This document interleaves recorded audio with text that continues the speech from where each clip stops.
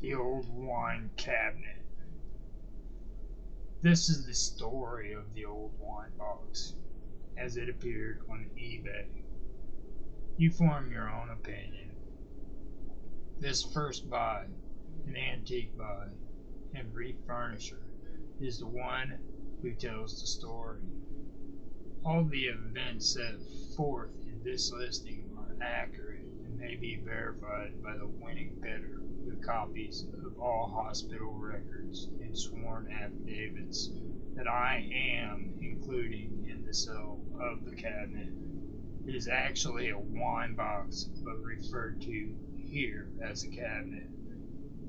During the month of September, back in 2001, I attended an estate sale in Portland, Oregon.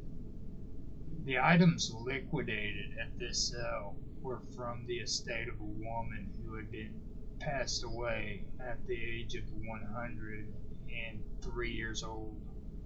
The granddaughter of the woman said that she was born, grew up, got married, and raised a family in Poland until she was sent to a concentration camp during World War II. Out of her parents, brothers, a sister, husband, two sons, and a daughter, she was the only one to survive.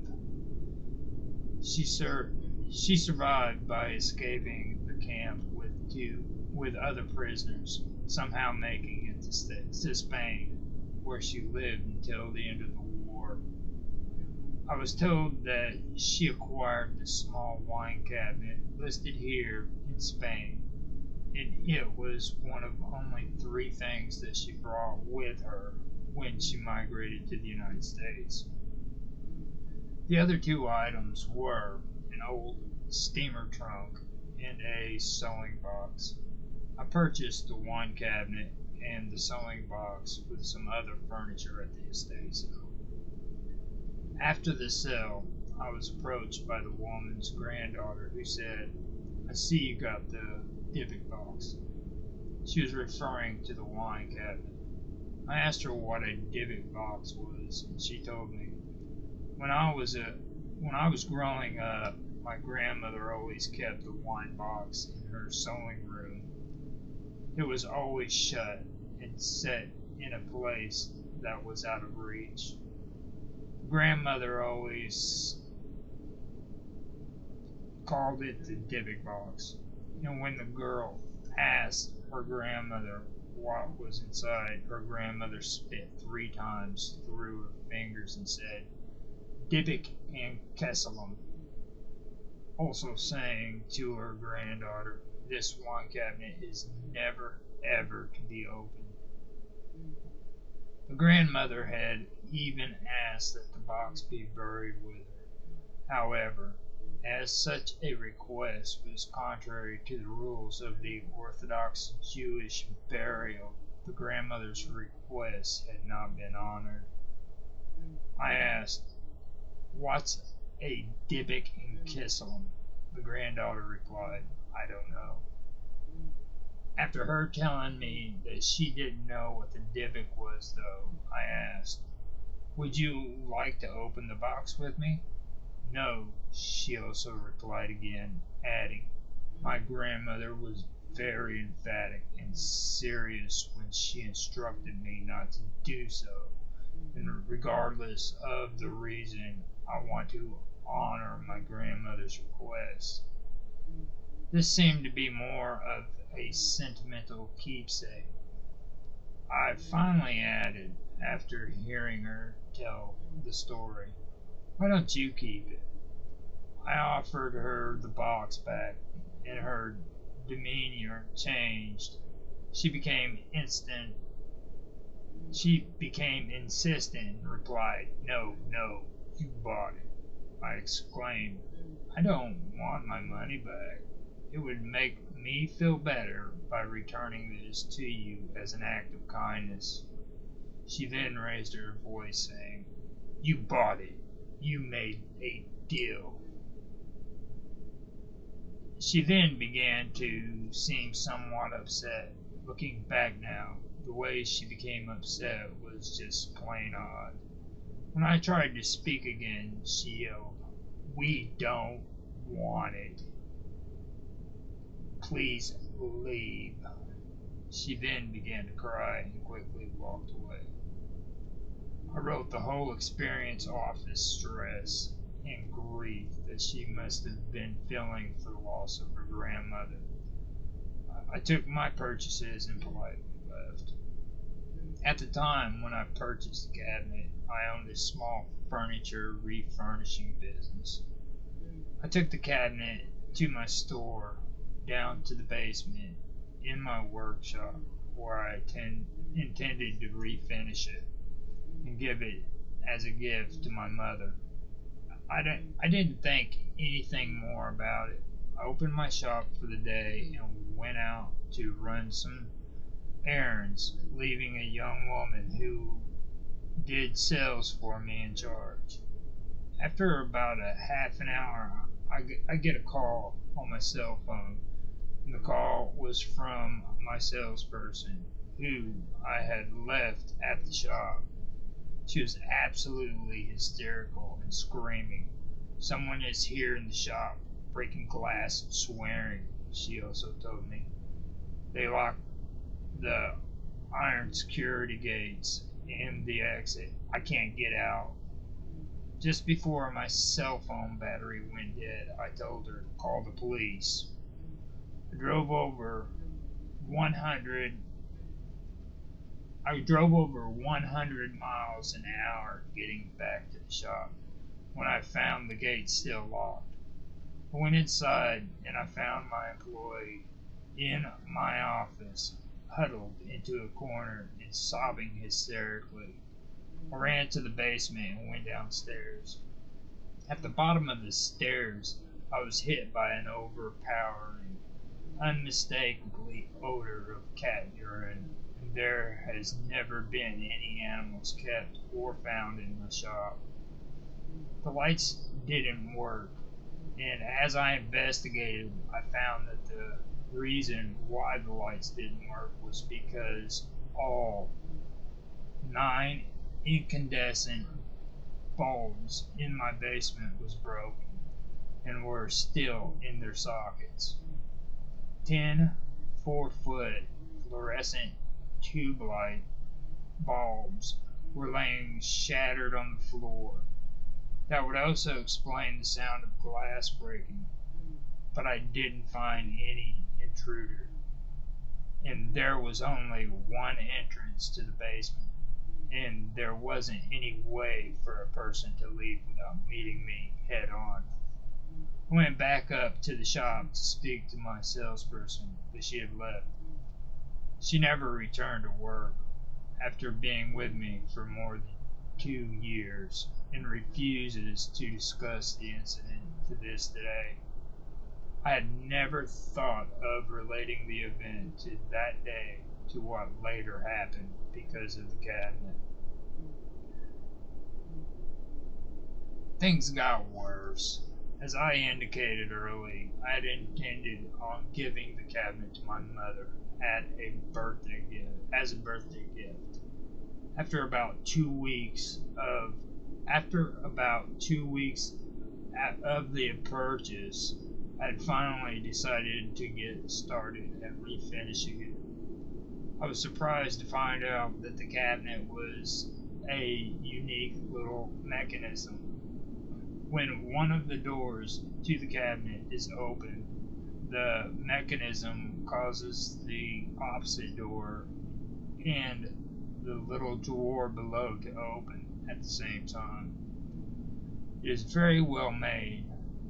Inside of the cabinet, I found the following items: 1928 United States wheat penny, a 1925 United States wheat penny, a small lock of blonde hair with a string, a small lock of brown hair bound with a string, a small granite statue engraved in gilt with Hebrew letters. I've been told that the letters spell out the words Shalom. A dried rosebud, a golden wine cup, very strange cast iron candlestick holder with octopus legs. I saved all the items in the box and intended to return them to the estate. The family refused the items. These items will also be included in the sale of this cabinet. After opening the cabinet, I decided not to refinish it. I cleaned it and rubbed it with some linseed oil, at which point I discovered that there was some more Hebrew writing carved into the back of the cabinet. I have no idea what it says or if it is significant. I've included a picture of the inscription below. On my mother's birthday, October the 28th, 2001, my mother called and said she was going out of town with my sister for 3 days, and we postponed celebrating her birthday together until she returned. On October the 31st, 2001, my mother came to my shop. We were going to have lunch together, but before we left, I gave her the wine cabinet. She examined it and seemed to like it. I had to make a phone call and wasn't out of her sight for more than a few minutes when one of my employees came running into my office saying that something was wrong with my mom. When I returned to my mom, I found her sitting beside the cabinet with no expression on her face. The tears were running down her cheeks. She wouldn't respond, no matter how hard I tried to get her to. She couldn't respond because it turned out that she had suffered a stroke and was taken to the hospital by ambulance. She ended up suffering from partial paralysis and losing her ability to speak. She has since regained the ability to speak. She could understand things being said to her and responding by pointing out letters of the alphabet and spelling out words she wanted to say. When I asked her the following day how she felt, she teared up and spelled out no gift. She became even more agitated and also spelled out hate gift. I laughed and said, "Don't worry. I am sorry you didn't like the cabinet. I promise you I will get you anything you want if you promise to get well soon." I still didn't associate anything that had happened with the cabinet itself or anything paranormal. Frankly, I didn't think that I had ever used the term paranormal until the last month. I gave the cabinet to my sister. She kept it for a week and gave it back. She complained that she couldn't get the doors to stay closed and that they kept coming open. There are no springs in the door's mechanism, and I have never found a reason for why the doors came open. I gave it to my brother and his wife, and they kept it for 3 days. My brother said it smelled like jasmine flowers, while his wife insisted that it put out an odor of cat urine.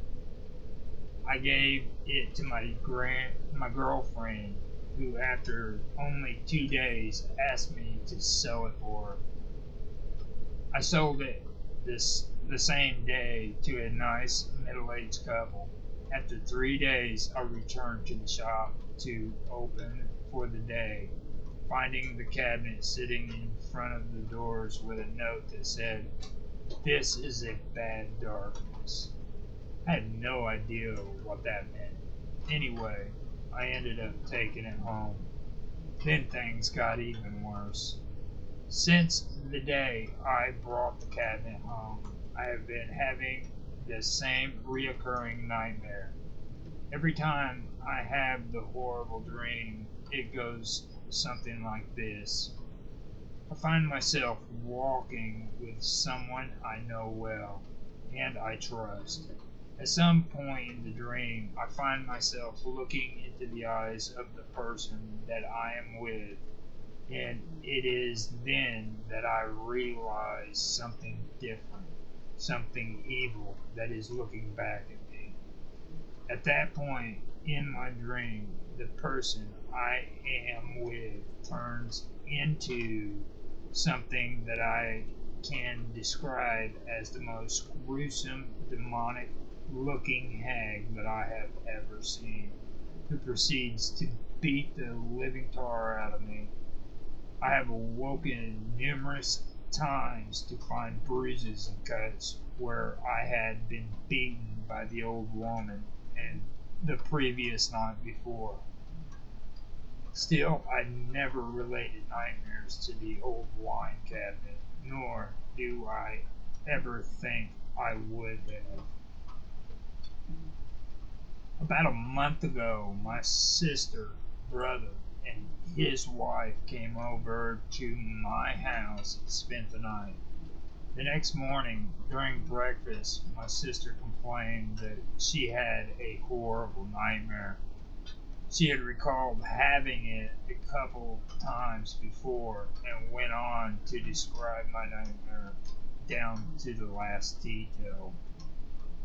My brother and his wife froze as they listened and then claimed that they have had the exact same dream as what she had during the night as well. The hair was standing on the back of my neck and still is.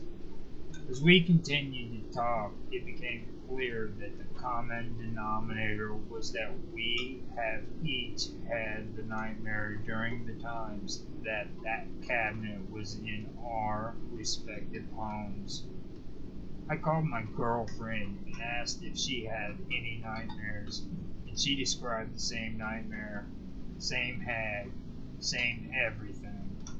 I asked her if she remembered when she had the nightmare, and she didn't. I then asked her if it was the night before she gave the cabinet back to me, and she said, "Yeah, how would you know that?" Since our family discussion, it seemed like all hell has broke loose. For a whole week afterwards, I've begun to see what I can only describe as a shadowy thing in my peripheral vision. In fact, numerous visitors to my house have claimed they have seen these shadowy things. I put the cabinet in an outside storage unit and was awakened with the smoke alarm in the storage unit going off in the middle of the night. When I went to see what was burning, I opened the door and didn't see any smoke. However, I did get a hit with the overwhelming smell of cat urine, and when I went back inside, the smell was there inside of my house. I do not own a cat and never have. I went back outside and grabbed the cabinet. I brought it back inside, tried to do research about it on the internet. While I was surfing the net, I fell asleep and had the same frickin' nightmare. I woke up at around 4:30 in the morning. It felt and smelled like someone was breathing on my neck. My house now smelled like jasmine flowers, and I could see the shadow thing, think, thing just start its way down the hall away from me. I would destroy this thing in a second, except I do not know exactly what I may or may not be dealing with, and I am afraid, and I do mean afraid, that if I destroy the cabinet, what came with it may just stay here with me. I have no I have been told that there are people who shop here on eBay that understand these kind of things, who specifically look for these kind of things or these kind of items. If you are one of these people, please buy this cabinet and do what you do with a thing like this. Help me. You can see that I have no reserved price or minimum bid. If I can do anything to make things easier, let me know, and I will do what I can do within my ability. One more note. On the same day my mom had a stroke, the lease to my store was terminated without a cause.